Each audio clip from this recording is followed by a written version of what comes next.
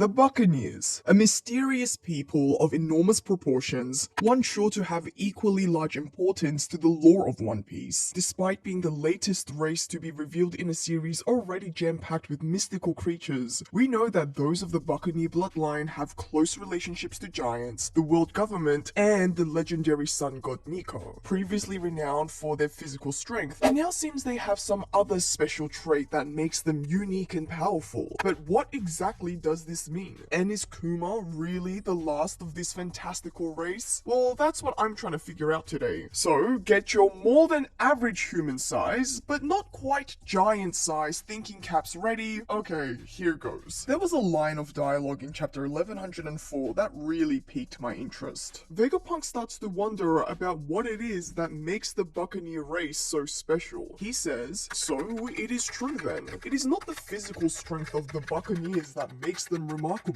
For at one point in time... For at one point in time, what?" Classic Oda, leaving us hanging just as things got interesting. Well, you know me, this little tease of a comment would haunt my dreams, taunt me at all waking hours, eventually forcing me to do a deep dive into this special race and what it is that makes them special. And here's what I found. Despite Kuma being introduced all the way back in chapter 233, it is only in the final saga that we found out about his special race and the source of what made him so large and strong. In classic Oda style, we were officially clued into the fact that Kuma came from a special race of humans in chapter 1064, with Bonnie citing this to be the reason for Vegapunk's experimentation, without us really getting the full picture. Because then it was almost a full year later in chapter 1095 that the name of the race, Buccaneer, was finally revealed, and along with it, some very juicy One Piece lore. According to Saint Saturn, the Buccaneers are a slave caste clan.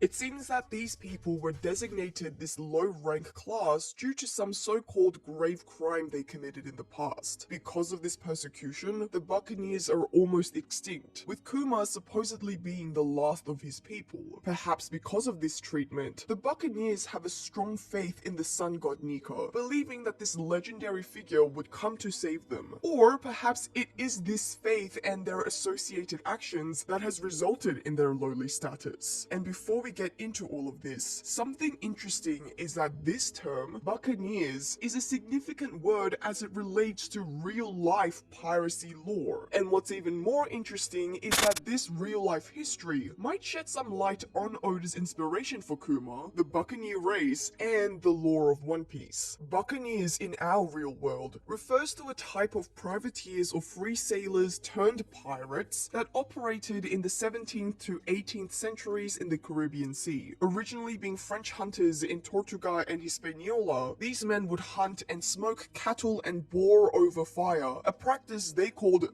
boucan or viande boucanée in English, meaning jerky, the word itself deriving from the Caribbean Arawak word boucan. These people became known as the Buccaneer, which was then anglicized to Buccaneer. In this way, the Buccaneers weren't originally pirates, but were landless hunters that settled in the Caribbean islands. This being a time of conflict between colonial powers, the Spanish tried to drive the French settlers out of these islands, which then instead turned these Buccaneers to piracy, as they were joined by other adventurers of French, Dutch, and English origin, and together would attack Spanish ships in the region. Given the scramble for land during those times, other European powers would lend their support for the Buccaneers, officially licensing them to engage in hostilities on their behalf, therefore making them privateers. But in reality, irrespective of whether they received any official authorizations or not, many Buccaneers engaged in illegal activity, acting essentially like pirates. And so the term Buccaneers became known throughout history to refer to pirates. But finally, as the political climate turned, Buccaneers were no longer relied upon and were seen as more of a hindrance, thereby losing any legal standing that they enjoyed in the past, and buccaneering eventually came to an end. So why the history lesson? Well, because one similarity that I drew from the history of Buccaneers to that of the Buccaneer race in One Piece is how the Buccaneers have at times been allied or used by official governments, sort of like how Kuma served as a Shichibukai and was used by the world government. And then when Kuma was no longer needed, similar to the causes for buccaneering coming to an end in the real world. Also, the Buccaneers have become synonymous with piracy despite their origin and nature, and while there is some truth in that Buccaneers did often engage in piracy, I can't help but feel like the Buccaneer race being known to have committed a grave crime in One Piece is a very unreliable account of the facts. We could also say it's similar to how Kuma has worn many hats in his life, his epithets such as the Tyrant hiding the truth of the situation. But speaking of Tyrant, something really interesting I found during my research was a man named Daniel Montbars, a buccaneer who destroyed so many Spanish ships that he became known as the Exterminator, which reminded me of Kuma's solo activities that earned him his great reputation. And surprisingly, despite being a ruthless and violent group, the Buccaneers in real life upheld a rule of liberty, equality, and fraternity, which are words now better known as the motto of the French Revolution. But these pirates lived by these words 100 years before the Great French Awakening. In a buccaneer camp, a captain was elected by its crew, and the spoils of their exploits were shared evenly. Whereas we've seen from the backstory that Kuma and his father Clap, the only other buccaneer we know of, are very gentle souls that care for others while dreaming of freedom and equality. And now we all know that Oda often draws from real life in creating the world of One Piece, and so the fact that he's used this term,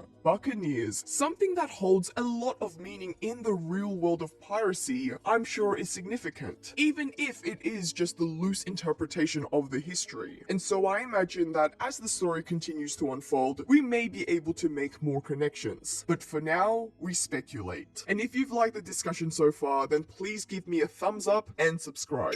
So like I said, the fact that it's the world government claiming the Buccaneers to have committed some sort of crime, it's natural to assume that they didn't actually do anything wrong. This line immediately draws our mind to the Ohara incident, where the world government branded the scholars as criminals who sought forbidden knowledge to destroy the world. The reality being that the scholars were only trying to uncover the truth of the Void Century, which must expose some dark truth about the world government. So then, also given the Buccaneers' knowledge of Sun God Nika, one could even postulate that the grave crime that the Buccaneers committed had something to do with Joy Boy and the Great War. In fact, this is almost implied in chapter 1096, when Saturn tells Kuma that his fate as a Buccaneer is only between slavery or death. Kuma refutes this, but now that he has his devil fruit, that he wants to be like Nika and save others. To which Saturn responds that this is exactly why the Buccaneers have to be exterminated, suggesting that it is their knowledge of Nika and maybe even some sort of further connection to Nika that is their crime. And this knowledge of the Buccaneers is something that has always stuck out to me. There aren't many characters in the series who know of Joy Boy, but even less who know of Sun God Nika. Now, based on Luffy's fruit being the Hito Hito no Mi model Nika, and Zunisha recognizing Luffy as Joy Boy upon his awakening of the Nika Devil Fruit, it's fair to assume that there is some connection between Nika and Joy Boy, such as perhaps the ancient Joy Boy of the Void Century also having once possessed the same Devil Fruit as Luffy, giving him the Sun God's powers in the past. And the reason I bring this up is because the Buccaneers are one of the very few people who are aware of the Sun God Nika. And then interestingly, it was strongly hinted in the Wano arc that it was King, the Lunarian, that alerted Kaido to the existence of Joy Boy. And it also just so happens that the Lunarians were the last race to be introduced to the series before our most recent introduction to the Buccaneers. And then you could draw further connections between these two races, like both of them being under direct persecution from the world government, with both Kuma and King having been subject to scientific experimentation, and both the Buccaneer and Lunarian races being near extinction.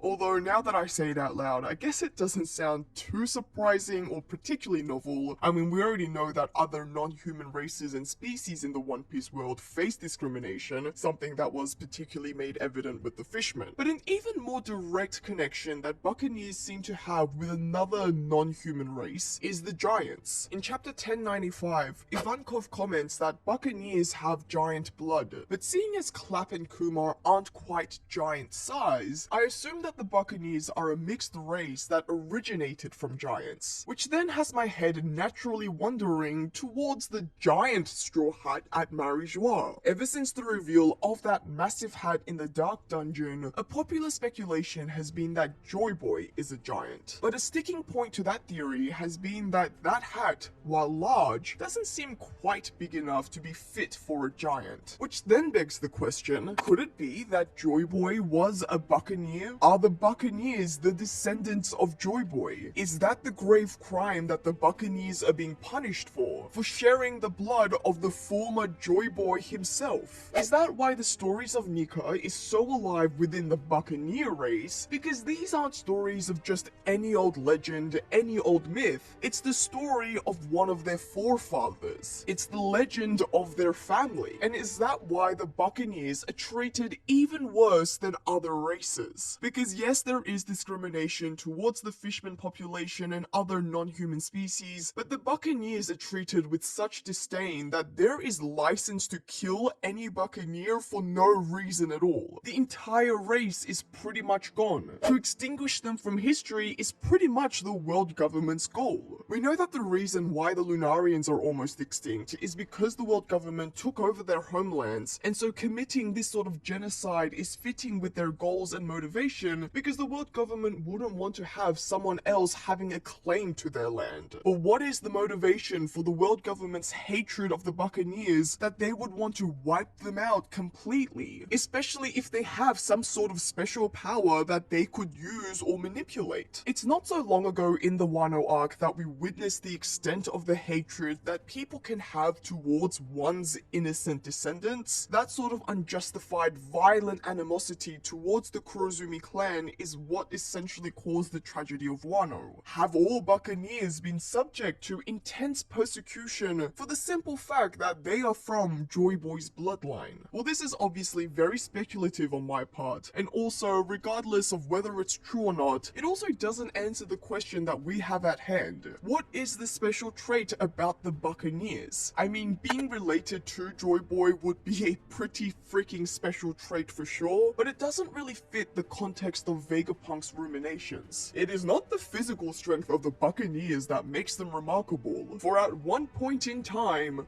you were related to the great Joy Boy himself? I mean, that just doesn't really make sense in the situation, right? So if we try to unpack what's going on here, Vegapunk is wondering how Kuma is functioning at all. As per the kill switch that he installed, Kuma shouldn't be able to move at all, not by his own free will or to even follow orders. He should have just gone into total shutdown mode, which is what prompts Vegapunk to remember the special characteristic of the Buccaneers. It's not their physical strength, meaning that it's their unshakable, indomitable spirit? Or maybe the word that we've become so familiar with in the series, will. Now, I'm sure Oda will have some fancier or more complex and more logical way to explaining what this actually means, but something that has been very clear ever since Kuma arrived at Egghead is that he is very clearly protecting Bonnie, despite not necessarily showing any sign that the Kuma that we know is still alive. He's not overly emotional or present, but he's clearly registered the situation. He's angry at Saturn and caring when it comes to his daughter, meaning that his will is indeed alive. And I quite like this idea because then this means that we can again link it back to Joy Boy. Will is such a big part of the series, and the will of Joy Boy being present in Luffy is something that we've understood for quite some time now. But if we stick with the idea that the Buccaneers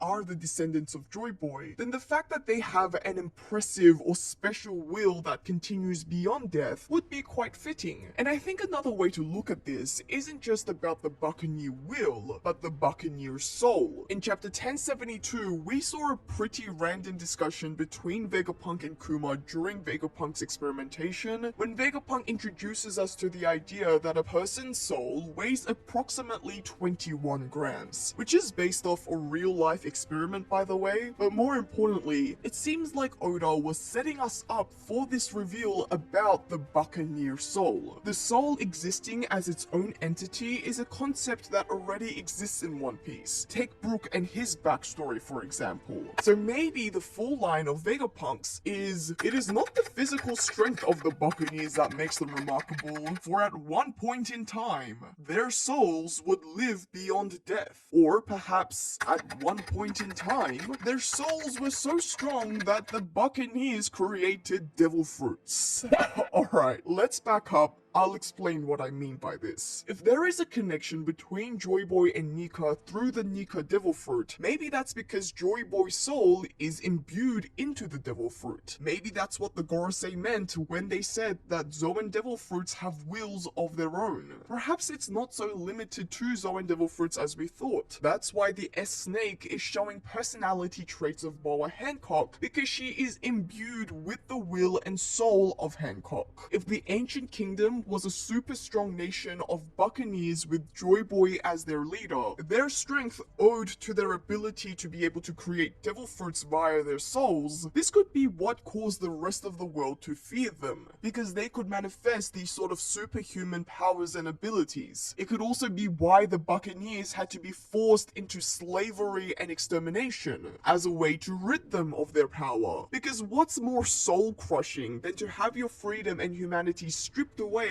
while watching your kindred die? This could have been a method to break the will and the souls of Buccaneers, to weaken their strength and make sure that they wouldn't be able to use their special trait anymore. Because Vegapunk has been the source of many sneaky pieces of dialogue in this arc. That comment about the weight of a soul being one, his epiphany about the Buccaneers' special trait being another, and then much earlier in this arc, his theory about how devil fruits came to be. Perhaps Oda has been weaving all of these pieces all together all along. This could even tie up another lurking mystery that we have on the island, the Iron Giant. Because did you know that the lore about the Iron Giant's mysterious attack on Marijois was revealed in the same chapter that Kuma got up and started running? And then in 1092, the same chapter that Kuma escaped Sakazuki at Marijois, exercising his own will, the Iron Giant awoke. Are these just a coincidence, or has Oda been subtly drawing connections between these two all along? From the beginning of the arc, we've been wondering about the source of the Iron Giant's power. Or perhaps the answer is the soul,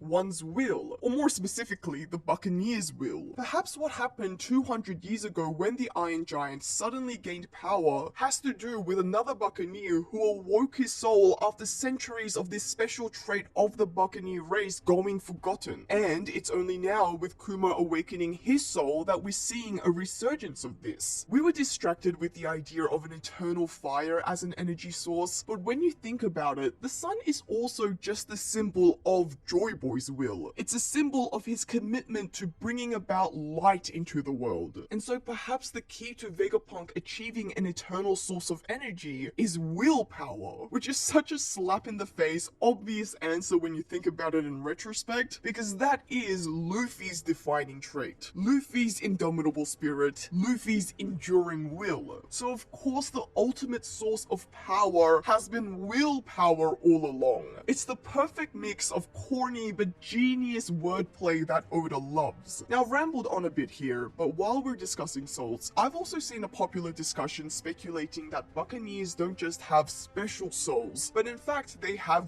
multiple souls, which is why Kuma could continue to move even after dying for all scientific intents and purposes, because he's been controlled by another soul. And this line of thinking naturally points us to Blackbeard as the prime example of someone who is likely to have multiple souls, this being the reason for him being able to eat multiple devil fruits. And then this logic would then suggest that Blackbeard is also a Buccaneer. And to be fair, it has been commented throughout the series that Blackbeard has a weird body, especially special characteristic similar to Vegapunk's comments about Buccaneers recently. But personally, I think this is a compelling idea, but I also do have some doubts. For example, Blackbeard is surely larger than human size, but not quite Kuma size, which isn't indicative of anything because sizing and scaling in One Piece can be quite inconsistent. Besides, if Buccaneers really are a mixed race, then Blackbeard might just have less giant blood. But the main reason why I haven't bought into this idea completely is because I would personally like to see yet another race being introduced or another explanation for Blackbeard's abnormality. Given how Oda is adding more and more lore into the series, I think it would be pretty neat if we find out that Blackbeard, along with someone like Zebek, came from another persecuted race, and it was this treatment of this new race that shaped them into who they are, serving as another message within the story about the consequences of discrimination and hate. But then again, two very different individuals, one as pure as Kuma and another as dark and malevolent as Blackbeard, coming from the same bloodline, would also be another interesting dynamic. And this would also mean that the Buccaneer race isn't over just yet. Isn't this always the case with One Piece? We never know where it's going to go because there are just so many different possibilities. Well, I may not know the answer to all of One Piece's mysteries, but I do know one thing. That is, you're a fantastic person for sticking it out with my crazy thoughts for this long, and in fact, you're so fantastic that you're going to hit the subscribe button, and the like button, and the notification bell. Heck, you might as well as comment while you're at it. And now that you've done that, thank you so much for listening to another one of my ramblings. Thank you to all of our Joyfleet channel and Patreon members. This is Joy Girl, and I'll see you again soon.